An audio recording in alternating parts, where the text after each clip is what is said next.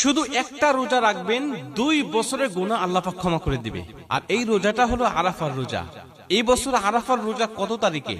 আপনি কি একটা রোজা রাখবেন নাকি 2টা রোজা রাখবেন? 8 তারিখে রাখবেন নাকি 9 তারিখে রাখবেন? এবং আরাফার দিনে রোজা ছাড়াও কি কি আমল করা যেতে পারে, এই বিষয়গুলো নিয়ে রাসূল সাল্লাল্লাহু আলাইহি ওয়াসাল্লাম চমৎকার ভাবে কিন্তু আমাদেরকে বর্ণনা করেছেন।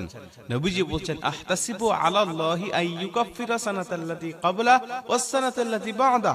আমি নবীজি আশা করছি যদি কোনো ব্যক্তি আরাফার দিনে রোজা রাখতে পারে, আল্লাহ পাক তার আগের 1 বছর এবং পরের 1 বছর মোট 2 বছরের গুনাহ একেবারে ক্ষমা করে দিবে। আপনি চিন্তা করতে পারেন, একদিনের রোজার বিনিময়ে 2 বছরের গুনাহ মাফ। আর এই সুযোগটা হাতে পাওয়ার পরেও যদি আমরা হাতছাড়া করে ফেলি, তাহলে আমার মতো বোকা মানুষ দুনিয়াতে আর কি আছে বলেন। অতএব আমরা কিন্তু আরাফার দিনে কিন্তু আমরা রোজা রাখবো ইনশাআল্লাহ। এখন একটা রাখবেন নাকি 2টা রাখবেন, নাকি 8 তারিখ নাকি 9 তারিখ?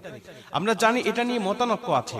কেউ কেউ বলেছেন হাজিরা যেদিন আরাফার ময়দানে উপস্থিত থাকবে, অর্থাৎ সৌদি আরবে যেদিন জিলহজ মাসের 9 তারিখ, ওই দিন আমাদের রোজা রাখতে হবে। কেউ কেউ বলেছেন না, যেহেতু চাঁদ দেখার উপরে তারিখটা নির্ধারিত, আরাফার ময়দানে উপস্থিত হওয়া মানে 9 তারিখেই তো তারা উপস্থিত হয়, অতএব আমার দেশে যেদিন 9 তারিখ হবে ওই দিন আমরা রোজা রাখবো আরাফার দিন হিসাবে। এটা নিয়ে যেহেতু মতানক্য আছে, আপনি চাইলে অবশ্যই যেদিন বাংলাদেশে 9 তারিখ ওই দিন রোজা রাখতে পারেন।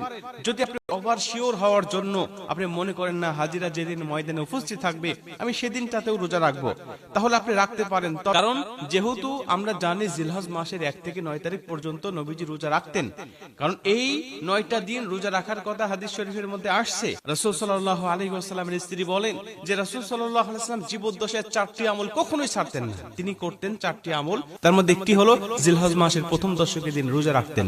এটা তার জীবদ্দশায় কখনো ছাড়তে দেখি নাই।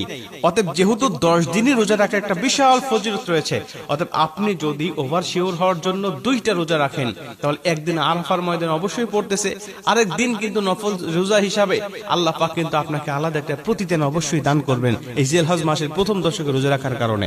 অতএব আপনি 2টা রোজা রাখবেন, এটা আমি আমার পক্ষ থেকে আপনাদেরকে সাজেস্ট করি। তাহলে আপনার জন্য ভালো হবে, আরাফার ময়দান ছুটে যাওয়ার কোনো সম্ভাবনা থাকবে না। যেহেতু মতানক্য রয়েছে, আমরা সন্দেহের দিকে যাব না, সন্দেহ মুক্ত ভাবেই আমরা আমলগুলো করার চেষ্টা করব ইনশাআল্লাহ। তাহলে আল্লাহ পাক অবশ্যই আমাদের আমলগুলোকে বিশুদ্ধভাবে কবুল করবেন। এটা হলো 1। 2 নম্বরে, আপনি এই দিনে রোজা ছাড়াও আর কি কি আমল করতে পারেন? নবীজি আমাদেরকে বলেছেন খৈরুদ দুআ দুআ ইয়াউমি আরাফা। আরাফার ময়দানের দোয়া, আরাফার দিনের দোয়া হলো সবচেয়ে বড় দোয়া।